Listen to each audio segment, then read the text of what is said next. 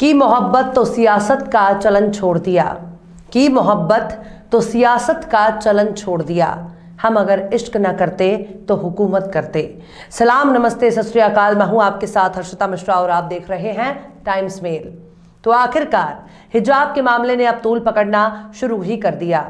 Karnataka high court से फैसला आने के बाद अब ये पूरा मामला सुप्रीम कोर्ट की दहलीज पर खड़ा है, लेकिन सुप्रीम कोर्ट ने त्योहारों की छुट्टियों का हवाला देकर तुरंत सुनवाई करने से इनकार कर दिया है। सीनियर वकील संजय हेगड़े की तत्काल सुनवाई की अर्जी को सुप्रीम कोर्ट ने खारिज कर दिया है। संजय हेगड़े की मांग की थी कि इस मामले की सुनवाई सोमवार को ही की जाए, लेकिन अदालत ने फिलहाल मना कर दिया है। इस मामले की सुनवाई की तारीख के बारे में सुप्रीम कोर्ट का कहना है कि होली के बाद इस मामले में सुनवाई की तारीख तय होगी। वहीं दूसरी तरफ बीजेपी नेता और वकील अश्विनी उपाध्याय ने देश के सभी स्कूलों में कॉमन ड्रेस कोड लागू करने की मांग करते हुए सुप्रीम कोर्ट में अर्जी लगाई थी, लेकिन इसकी सुनवाई करने से भी मना कर दिया और कहा कि जल्द सुनवाई किया जाना जरूरी नहीं है। वहीं भाजपा नेता का कहना है कि एक कॉमन ड्रेस कोड से सामाजिक और राष्ट्रीय एकता के भाव को बढ़ावा मिलेगा, लेकिन हिजाब एक बहस का मुद्दा बन गया है। हिजाब को अगर धार्मिक नजरिए से देखा जाएगा तो मुसलमानों के लिए हिजाब का एक धार्मिक महत्व है।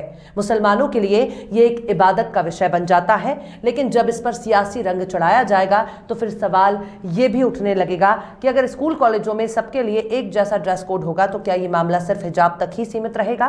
क्योंकि सरकार का ये तर्क है कि फिर धार्मिक मामलों को शिक्षण संस्थानों से दूर रखा जाना चाहिए। तो ऐसे में सवाल है कि क्या उसमें जनेऊ का कोई स्थान रहेगा?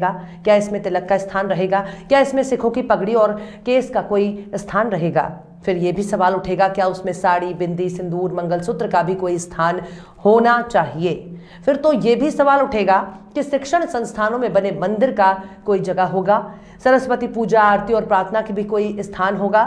क्योंकि इंसाफ का यही तकाजा है कि बात बराबरी की होनी चाहिए। लेकिन हिजाब जैसे मुद्दे को काफी विवादित कर दिया गया। इससे पहले भी लड़कियां हिजाब में जाया करती थीं, स्कूल कॉलेज में अपनी पढ़ाई लिखाई पूरा भी करती थीं और आज नौकरी भी कर रही हैं। लेकिन इससे पहले कभी भी हिजाब को इतना ज्यादा सांप्रदायिक रंग नहीं दिया गया जैसा अब दिया जा रहा है। अब हिजाब के नाम पर सिर्फ मुसलमान ही नहीं बल्कि हिंदुओं पर भी सवाल उठने लगे हैं, सिखों और ईसाइयों पर भी सवाल उठने लगे हैं, बौद्ध जन और पारसी पर भी सवाल उठने लगे हैं, क्योंकि हर मजहब के अपने अपने कुछ न कुछ अलामत होते हैं जिन पर अब सवाल उठने लगा है। तो फिर हमारे न्यायिक व्यवस्था और संवैधानिक अधिकारों का क्या महत्व रह गया? आखिर क्यों हिजाब की वजह से भगवा पर उठने लगे सवाल? आखिर क्यों स्कूल कॉलेजों में बने मंदिरों पर लग रहा है सवाल? आखिर क्यों टीका, बिंदी, जनेऊ, तिलक, आरती और मंगलसूत्र पर उठने लगा सवाल? आखिर क्यों स्कूलों में होने वाली प्रार्थना पर भी उठने लगा सवाल? आखिर क्यों यज्ञ अनुष्ठान और स्कूल में होने वाले सरस्वती पूजा पर उठ रहे हैं सवाल? बताएंगे आपको और भी बहुत कुछ, लेकिन आप अगर हमारे चैनल पर नए हैं और पहली बार हमारी वीडियो को देख रहे हैं तो आप हमारे चैनल टाइम्स मेल को सब्सक्राइब कर लें, वीडियो को लाइक कर दें और बेल आइकन का नोटिफिकेशन बटन भी प्रेस कर दें ताकि बिना देरी हमारी हर खबर आपको मिलती रहे। लौटते हैं आप खबर की तरफ। हिजाब का मामला एक धार्मिक रंग ले चुका है, क्योंकि जब मुस्लिम महिलाओं के हिजाब के सामने जब दूसरे धर्म के पुरुष अपना भगवा पेश करेंगे तो ये बात अपने आप में ही बहुत बड़ा सवाल खड़ा करती है कि मुस्लिम महिलाओं का मुकाबला करने के लिए दूसरे धर्म के मर्दों को सामने क्यों खड़ा किया जा रहा है? अगर महिलाओं का मुकाबला मर्द करेंगे तो फिर मुस्लिम महिलाओं के हिजाब का मुकाबला करने के लिए हिंदू लड़कों को भगवा हिजाब पहनना होगा, तभी तो मामला बराबरी का होगा। वरना लड़कियों की तरह लड़कों को भी कान में बाली, नाक में नथिया, पाव में पायल, झुमके, बाली और बिंदी लगा कर आना चाहिए, ताकि ताली ठोककर गुजर बसर करने वाले लोग खुद को अकेला न समझें। सुप्रीम कोर्ट ने वरिष्ठ अधिवक्ता संजय हेगड़े की तत्काल सुनवाई की मांग को खारिज कर दिया। कोर्ट ने कहा कि वो होली की छुट्टियों के बाद सुनवाई से जुड़ी याचिकाओं को सूचीबद्ध करने पर विचार करेगा। वहीं दूसरी तरफ कॉमन ड्रेस कोड पर भी जल्द सुनवाई करने से मना कर दिया है। दरअसल कर्नाटक हाईकोर्ट ने मंगलवार को फैसला सुनाते हुए हिजाब को इस्लाम का अनिवार्य हिस्सा मानने से इनकार कर दिया था और कहा कि स्कूल कॉलेज में एक समान ड्रेस कोड होना चाहिए और इससे छात्र इनकार नहीं कर सकते। इसी फैसले के खिलाफ सुप्रीम कोर्ट में अपील की गई है। अदालत के इस फैसले पर ऑल इंडिया मजलिस-ए-इत्तेहादुल मुस्लिमीन के सरबराह और हैदराबाद के सांसद असदुद्दीन ओवैसी ने असहमति जताई है और सवाल उठाया है कि स्कूल कॉलेजों में जब दिवाली की पूजा हो सकती है और तिलक लगाकर बच्चे स्कूल जा सकते हैं तो हिजाब को लेकर इतनी परेशानी क्यों है? ओवैसी ने कहा कि धर्म में क्या जरूरी है और क्या नहीं, यह अदालत को तय करने का अधिकार है या फिर धर्म गुरुओं का। ओवैसी ने सवाल उठाया कि पुलिस थानों में दशहरे पर शस्त्रों की पूजा क्यों होती है, कोर्ट के कई जज भी माथे पर तिलक लगाकर क्यों आते हैं, और बॉम्बे स्टॉक ऑफ एक्सचेंज में दिवाली पर पूजा क्यों होती है। आखिर हिजाब पहनने से क्या नुकसान हो रहा है, इस देश में कपड़ों की अहमियत क्यों है जबकि काबिलियत होनी चाहिए। उन्होंने कहा कि मुस्लिम लड़कियां यूनिफॉर्म के खिलाफ में कोर्ट नहीं गई थीं, छात्राएं स्कूली यूनिफॉर्म के साथ हिजाब पहनने देने की अनुमति के लिए पहुंची थीं।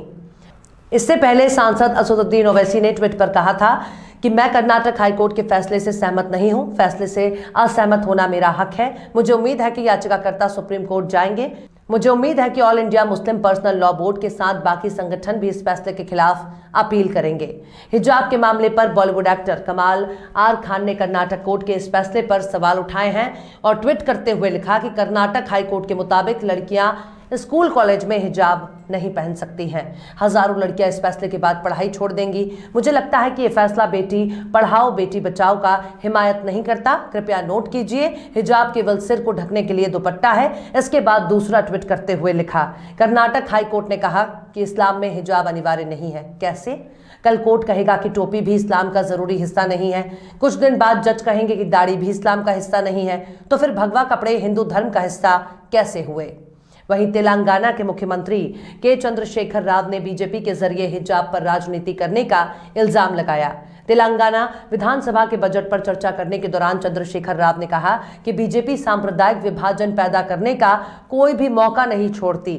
उन्होंने विधानसभा में सवाल किया कि सरकार का इससे क्या लेना देना है कि कौन क्या पहनता है, हिजाब पर विवाद क्यों? आप हिजाब पर राजनीति करके माहौल को क्यों खराब कर रहे हैं? इन सब से अलग हटकर अगर सिर्फ मुस्लिम लड़कियों की शिक्षा पर बात करें तो कर्नाटक में हालिया कुछ सालों के दौरान शिक्षण संस्थानों में मुस्लिम लड़कियों की संख्या में बढ़ोतरी दर्ज की गई है।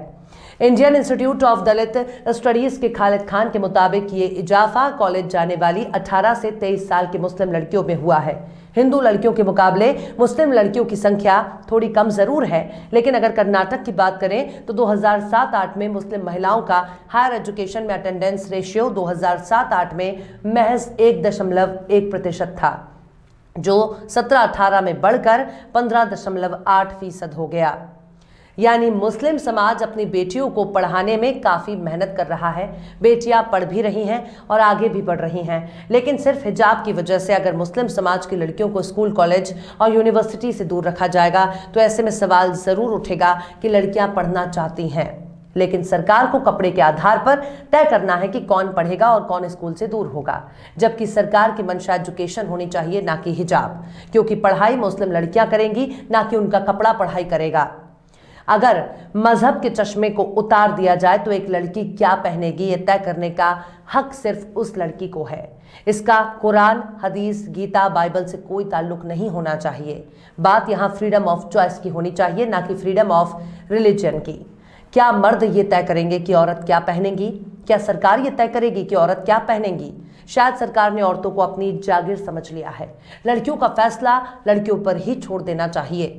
बहरहाल चलते चलते आखिर में बशीर मेहताब ने भी क्या खूब फरमाया है, इस दौरे आखिरी की जहालत तो देखिए, इस दौरे आखिरी की जहालत तो देखिए, जिसकी ज़बान दराज हुकूमत उसी की है।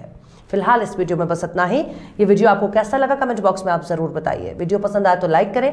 हमारे वीडियो लिंक को फेसबुक, ट्विटर, व्हाट्सएप पर अपने रिश्तेदार, यार, दोस्तों को भी शेयर करें और बेबाक, निष्पक्ष, स्वतंत्र पत्रकारिता को सपोर्ट करने के लिए आप हमारे YouTube चैनल टाइम्स मेल को जरूर सब्सक्राइब करें और हाँ, बेल आइकन की घंटी वाली बटन भी आप जरूर दबा दें ताकि आपको हमारे आने वाले नए वीडियो की नोटिफिकेशन फौरन ही मिल जाए। फिर मिलता है किसी और वीडियो में एक नई खबर के साथ। हर्षिता मिश्रा को दीजिए इजाजत। जय हिंद। ये बनारस है, बनारस यानी गलियों का शहर। ये बनारस है घाटों का शहर। ये बनारस है फूल, माला, अगरबत्ती और आस्था का शहर। और मंदिर ऐसे ऐसे तोड़े हैं, वहाँ लोग खड़ा होकर पेशाब कर रहे हैं। रामराज सरकार, रामनाथ सरकार है तो रामनाथ सरकार का काम भी करिए आप। यहाँ सबकी कहानी एक जैसी है। पूरे महीने में 2-4 हज़ार रुपया भी बिक जाए तो बहुत बड़ी बात है। लेकिन सवाल है कि आखिर जो दुकान उजड़ गए उसका विकल्प उनको क्या दिया गया। हम लोग का दिल जानता है मंदिर बना बहुत अच्छी चीज़ है। आज बनारस को एक दुर्लभ चीज़ मिल गई। एक तरफ महंगाई से जनता त्रस्त है, वहीं दूसरी तरफ पेट की आग भी एक बड़ी समस्या है। लेकिन मंदिर से हम अपने घर का पालन पोषण कैसे करेंगे? यहाँ पर नवीनीकरण के नाम पर बहुत सी मूर्तियों को तोड़ दिया गया। तोड़े वो तो मुगल तोड़े थे, अंग्रेज तोड़े थे, ये लोग क्यों नहीं, हमारे राज्य में हमारे मोदी सरकार में टूटा है, पूरी मिनट काशी उजाड़ दी है। तो देख लिया आपने हमारे इस वीडियो को। हमें उम्मीद है कि आपने हमारे वीडियो को लाइक किया होगा और दूसरों को भी शेयर किया होगा। अगर अभी तक आपने हमारे चैनल टाइम्स मेल को सब्सक्राइब नहीं किया है तो जल्दी से सब्सक्राइब कर दें और बेल आइकन भी प्रेस कर दें।